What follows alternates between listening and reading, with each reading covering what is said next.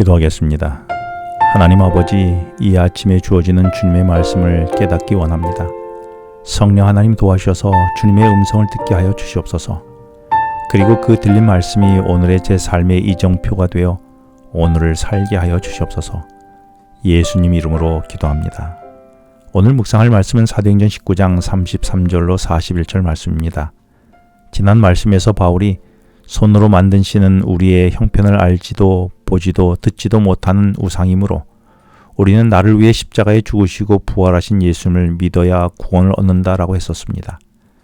그래서 우상을 만들어 번 돈으로 풍족함을 누렸던 사람들이 수입이 줄게 되자 데메드리오를 선두로 에베소의 중심가인 아카디안 대로로 나와 시위를 했었지요.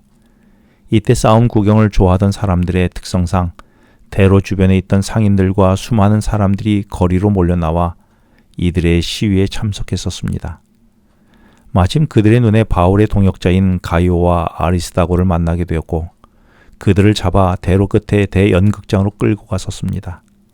이 소식을 들은 바울이 따라가려 했지만 사람들이 말려 들어가지 못했습니다. 그런데 연극장의 안까지 소리 지르던 많은 사람들은 소리 지르며 따라는 왔지만 왜 이곳에 왔는지 무엇을 외치는지 모르고 그냥 많은 사람들이 외치니 움직이고 그 군중 심리에 의하여 여기까지 따라온 것이었습니다. 이 모습 속에서 오늘의 나의 모습을 보게 되었었지요. 많은 경우 명분도 목적도 없이 사람들이 다들 그렇게 하니 무작정 따라한 일들이 참 많습니다. 남들이 돈과 명예와 권력을 추구하고 살아가니 나도 그냥 따라한 것이죠. 그래서 사람들이 죽을 힘을 다해 돈을 버니 나도 죽을 힘을 다해 돈을 벌고자 했던 나의 그 모습이 꼭 연극장에 모인 사람들과 다르지 않은 모습을 보게 되었습니다. 그래서 내 인생이 어디로 가는지, 그 종착역을 위해 오늘을 어떻게 살아야 하는지, 그리고 내 자녀를 어떻게 무엇을 가르쳐야 하는지도 모른 채 군중들의 흐름에 의하여 살아가고 있는 내 모습이 그들의 모습과 같았던 것이지요. 이런 가운데 34절에서 유대인들이 무리 가운데서 알렉산더를 권하여 앞으로 밀어내며 백성에게 변명하려 했다라고 했습니다. 이는 시위대 중에 많은 유대인들이 함께 있었습니다. 그런데 잡혀온 가이오와 아리스다고도 유대인이었지요. 그래서 사람들의 시선은 자신들이 잡아온 가이오와 아리스다고를 시위대에 있는 유대인들을 하나로 보는 눈치였습니다. 그래서 불편한 유대인들은 자신은 가이오와 아리스다고와는 본질적으로 다르다는 것을 표현하기 위하여 유대인이었던 알렉산더를 내세워 자신들은 그들과 다름을 변명하려고 했던 것입니다. 일종의 선긋기를 한 것입니다. 생각해보면 우리는 자주 진리와 상관없이 내가 불리해지면 선긋기하는 경우가 종종 있어 왔지 않습니까? 베드로는 3년 반을 예수님을 따라다닌 제자였지만 상황이 불리해지자 예수님과 선을 그어 예수님을 모른다고 대답했고 심지어 저주하기까지 하면서 선을 그었습니다. 나는 그리스도인이 맞습니까?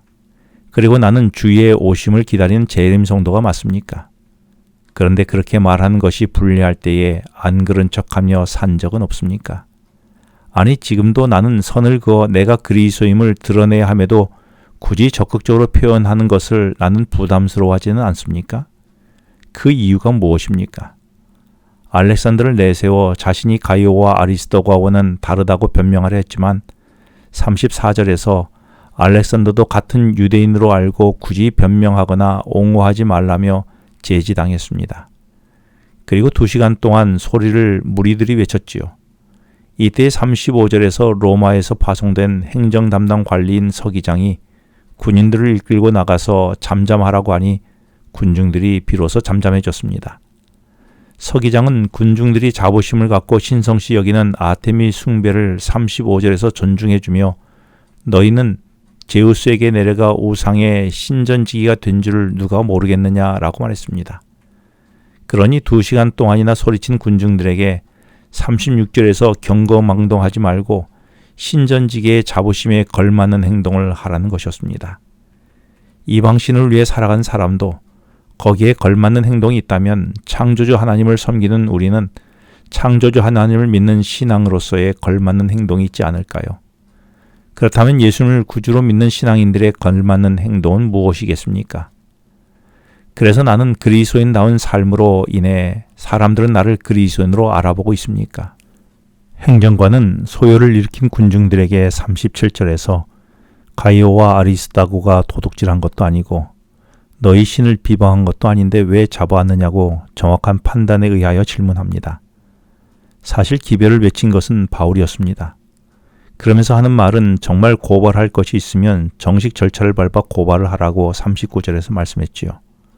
그렇습니다. 종종 우리도 일을 처리하며 절차 없이 내 분노의 감정을 표출할 때가 있습니다. 이렇게 질서 없이 진행하다 보니 나중에 더 큰 문제가 생기기도 하지요.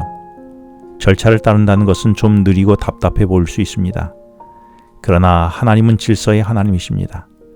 그러므로 우리는 절차와 질서를 따라야 합니다. 나는 교회와 사회에서 정해진 질서를 잘 따르고 있습니까? 아니면 내 뜻이 관철되도록 절차 없이 다양한 방법으로 표출합니까? 기도하겠습니다. 하나님 아버지, 제게 그리스도임을 정확히 드러내는 제가 되게 하시고 주님이 주신 질서에 순응하는 제가 되게 하여 주시옵소서. 예수님 이름으로 기도합니다. 지금은 개인 기도 시간입니다. 오늘 주신 말씀을 묵상하면서 주어진 기도 제목과 개인 기도 제목을 놓고 기도하시겠습니다.